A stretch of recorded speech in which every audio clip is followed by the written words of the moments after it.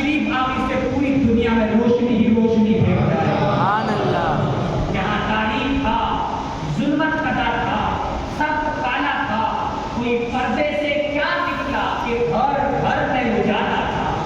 یہ آج اجالے نظر آ رہے ہیں, یہ ایسے اجالے نہیں ہیں. اس اجالے کی نسبت جو ہے مدنی تاجدار سے جڑ گئی ہے.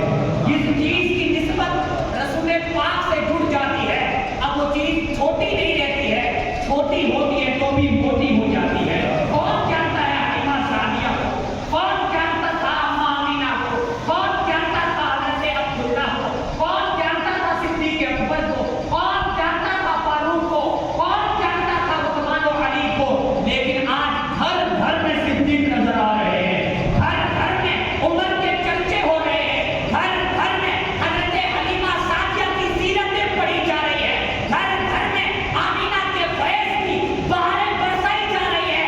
وجہ کیا ہے؟ اماں آمینہ تمہیں جو یہ شرف ملا ہے یہ صدقہ تیرے بیٹے کا ہے.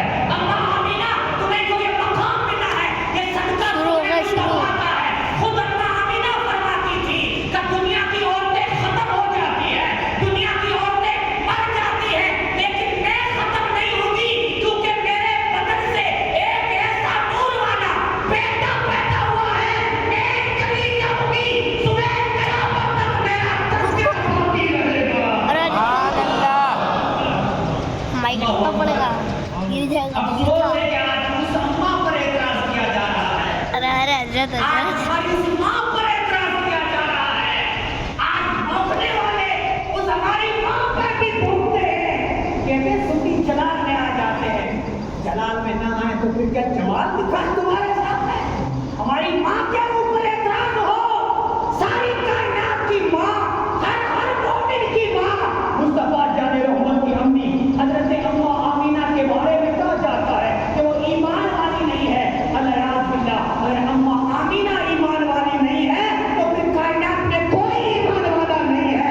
کائنات کو ایمان ملا ہے تو صدقہ اماں آمینہ کا ہے. جس کو بھی ایمان ملا ہے وہ صدقہ آمینہ کے نال کا ہے اور اماں آمینہ کا. ملت کے قیوم مسلمانوں, پیارے آقا مکی مدنی مصطفیٰ صلی اللہ علیہ وآلہ وسلم کی تشریف آنے سے پہلے پوری دھرتی پر کفر ہی کفر چھایا ہوا, اندھیرا ہی اندھیرا